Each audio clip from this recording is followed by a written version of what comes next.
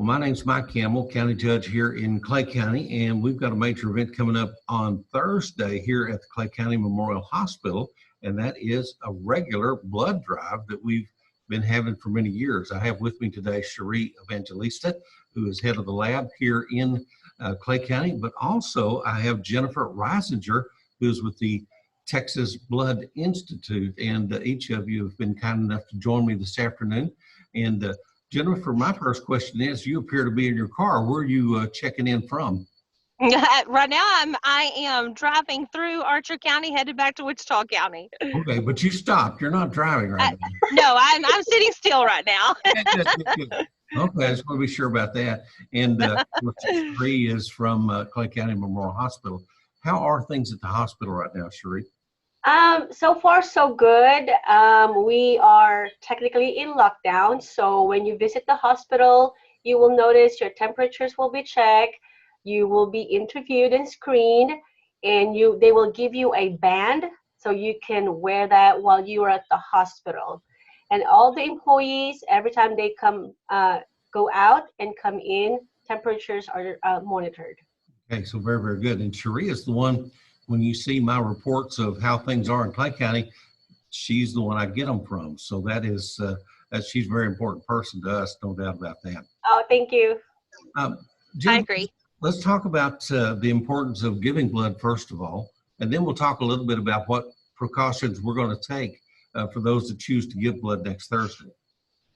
Sure. First of all, it's extremely important to donate blood, during the COVID-19 crisis, and then in any time outside of that as well.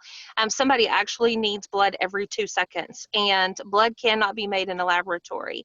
So if someone, is ill or has had an accident or a tragedy and they need a blood transfusion, it has to come from donors like you and I in order to save their lives. And that didn't change just because of this COVID-19 business. That still goes on. No, it didn't. Absolutely. Our usage has gone down a little bit because, there hasn't been elective surgeries. A lot of elective surgeries, do require, use of blood.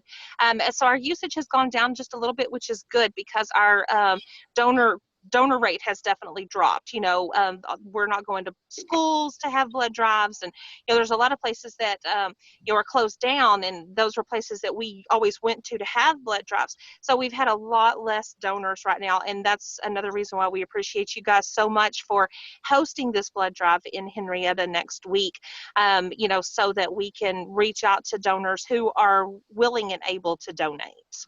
So Sheree, that kind of brings up the question, what will we do different? Will there be anything different in this blood drive as opposed to those that you've had before? Yes, there will be. Now, Texas Blood Institute, they are going to bring their blood mobile, which is their truck, and it will be parked in front of the hospital where the rehab parking is. So you won't miss it. It's going to be along the Highway 82 Omega, and it will be right there. We will have a table set up for check-in, and we will ask the donors to stay in the car to observe social distancing while they wait for their turn. Wow, that's a great idea. That a lot of the things that we're doing now are probably good ideas we should have been doing all along. Yes. So this is going to be, I think, a great opportunity. How many? What do we need to do if I want to donate? Now this is going to be. Is it Thursday from noon to when? Noon to 5 on Thursday. Noon to 5 on Thursday. So if I'm ready to sign up for that, Jennifer, what should I do? What's the best way to get lined out for this? You can contact Sheree, or you can go on our website, txbi.org.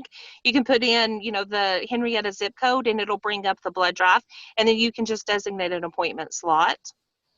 One of the things I've noticed, Sheree, last time I did this, that there's actually a form you can fill out the day of and bring that with you, and that'll save you having to do it there at the donation site. Is that true? And that is true. Oh, I'm sorry. I'm speaking for Sheree. I'm so sorry. Go ahead, Sheree. I was going to say, yes, that is something that I'm trying to teach and encourage all the donors that have access to computer, internet, and a printer, that they can answer those questionnaires on the day of your donation. It cannot be before, or at midnight. We can start 12:01 of the blood day, Yeah. you can start answering those questions, and that will save you time.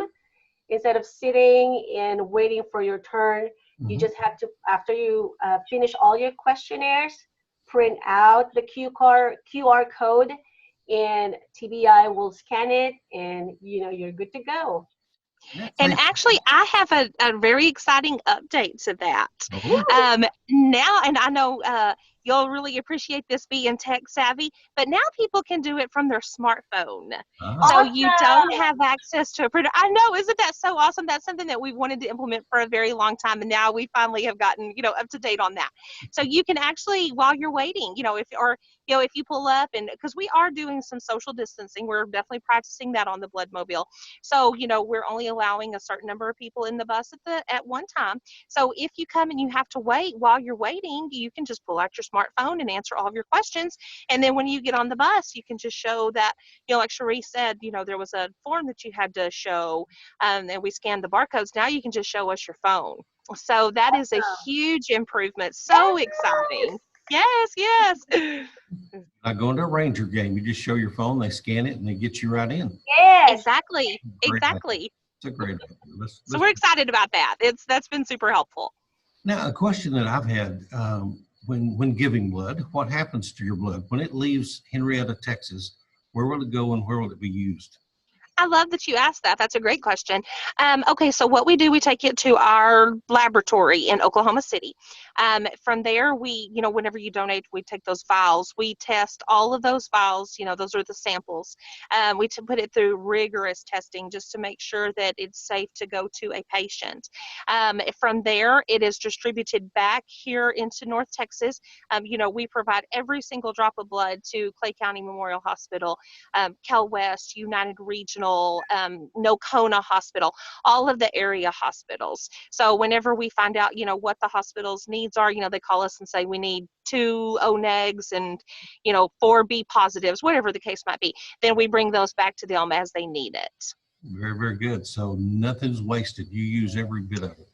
Everything gets If I can just used. say something, when we started using Texas Blood Institute, they have been phenomenal.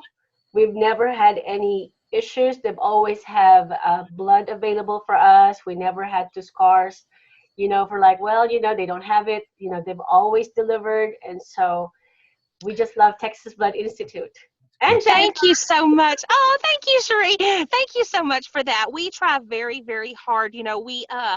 We go to lots of different places, just to make sure that, we do have the blood that our hospitals and our patients need. We try different marketing techniques. I know y'all mentioned that y'all like the shirts. We try to just come up with cool ideas and fun stuff that'll attract people. We spend countless hours in schools, whether it's high schools and colleges, trying to educate young people about how important it is to donate too, so that we can hopefully make them lifelong blood donors. Just wanted to make sure that, our hospitals and our patients have what they need. One quick question also on platelets. I know a lot of folks like to give platelets, and platelets are a great need as well. How would one go about doing that? You can just call our 1-800 number and schedule an appointment. We don't do those on the mobile blood drives. It's a process that takes a little bit longer, but you can call that 800 number and they could tell you, when our Wichita Falls Center has an opening to do those. We are always looking for new platelet donors, because platelets they're hard to come by. It takes, if you and I'm a high count platelet donor. I can actually have, if one donation, I can actually have 3 transfusible units. So it would take 36 whole blood donors to do what I can do with a platelet donation, because it takes 12 people donating whole blood to get 1 transferable unit usually. So we're always looking for, platelet donors who can come in and help. They're in great demand and great need as well. I know that because my brother Absolutely. battled leukemia for quite a while, and he Yes. used quite a few platelets doing that. So it's Yes. Yes. a big deal. Yes. It is a big deal. Is what I'm trying to Yes. say. It is. It is. Lots of cancer patients, gunshot victims. The platelets, for people who don't know, that's the clotting factor of your blood. Like if you cut yourself shaving, it's your platelets that rush in there to stop the bleeding. So Do what, Sheree? No, I said yes, that is the clotting factor. Yes, yes. So it's super important in people's recovery and helping the doctors to stop their bleeding.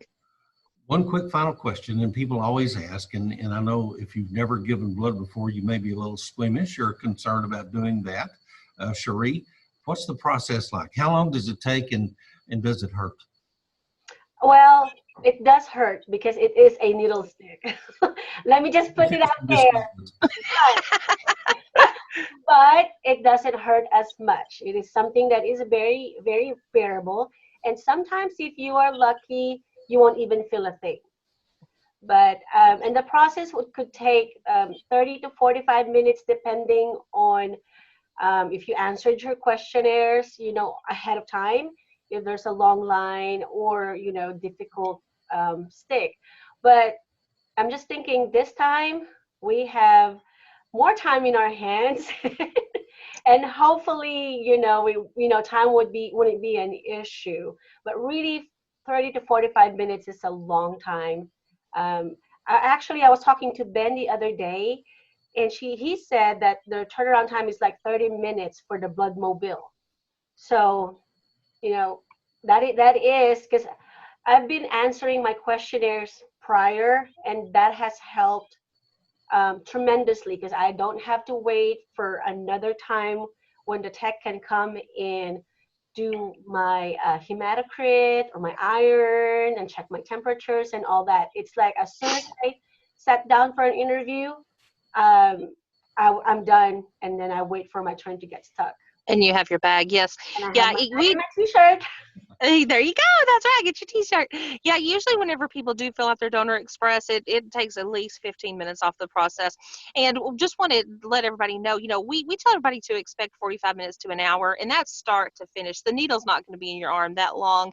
That includes us having you sit down for 10 to 15 minutes in the canteen and enjoying, drinks and cookies too. So that time is built into that 45 minutes to an hour.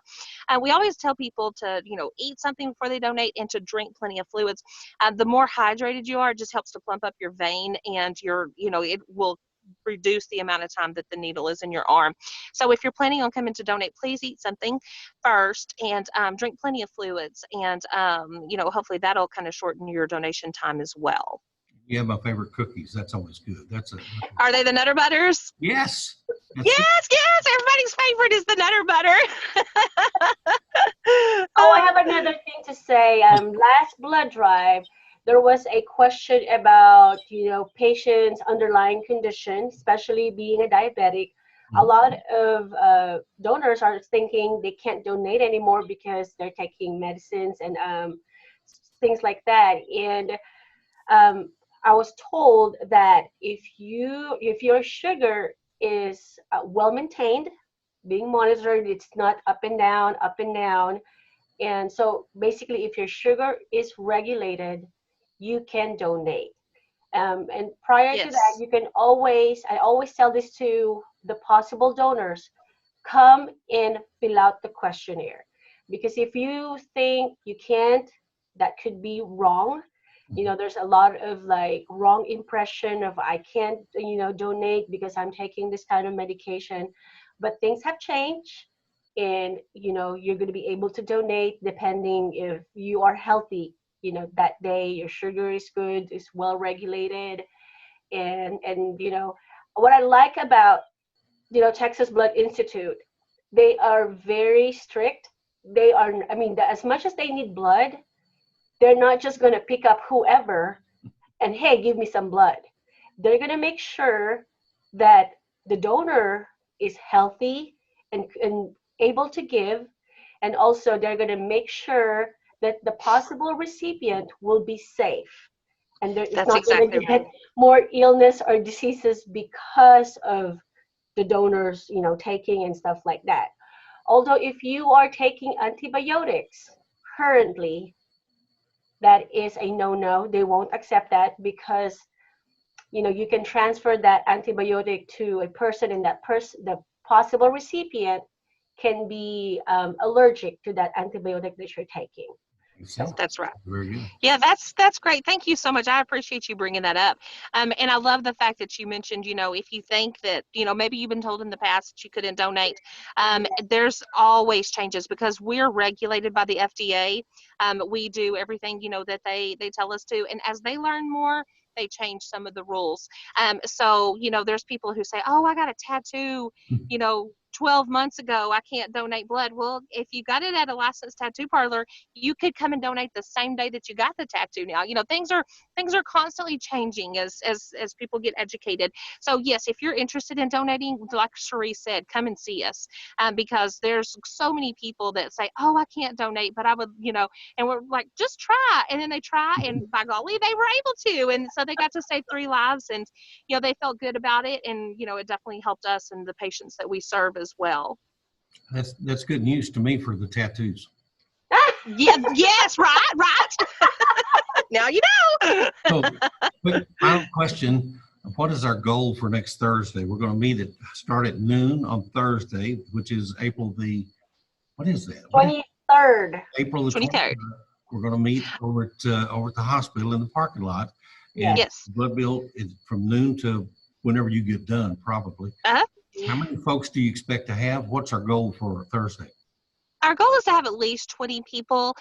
We usually see a lot more than that, but we know that this is a little bit different times. Mm-hmm. There are some people who, maybe are worried about donating, and I'm glad that we're having this call that we can discuss things like that to put people's mind at ease. We do take social distancing very seriously. Our bus has 4 donation beds in it. We're only using 2 of those right now so that we can keep everybody spaced out. Whenever they come in and they have their screening, they're in a booth with our staff member, and it'll just be the 2 of them in this booth together. But all of our staff, we have to take our temperature every day whenever we come to work to make sure that everybody is safe. And before we let donors on the bus, we take their temperature as well. Everything gets wiped down. We don't ever recycle anyway. We use brand new equipment on every single donor. The new needles and everything, huh? Yeah, exactly. But like the beds, everything is getting handles, doorknobs, everything gets wiped down in between everybody just to keep everybody super safe. And hopefully that puts people's mind at ease so that they'll feel comfortable enough to come out and donate with us. Very, very good. Well, thank you all so much for spending time. Our goal is 20. I'm going to say we're going to do 30. Yes. Awesome. That'd be fantastic. That'd be fantastic. And we will have someone outside the door of the bus, just to make sure that we're not crowding the bus too much. And, if you want to come, maybe you are time pressed. You want to come and sign in, give us your phone number, and we'll call you whenever we're ready for you. That way you can go and run errands. That way, if somebody is busy. But we've seen a lot of people with a lot of spare time on their hands. And we've even had one community blood drive where the people, they were sitting in the parking lot waiting to get on the bus, and they were parked 6 feet apart or more, sitting on their tailgates getting to visit with people, just having a good time, getting to socialize with others again. So the Surgeon General has said that donating blood is an essential activity, so therefore we hope that everybody comes out, and the need for blood doesn't stop for even the coronavirus. So please come out and see us on Thursday. All right, very, very good. Jennifer Reisinger with the Texas Blood Institute, Sheree Evangelista with the Clay County Memorial Hospital. Thank you so much for your time, and looking forward to seeing you on Thursday. All right. Thank you so much. All right, very good. Bye.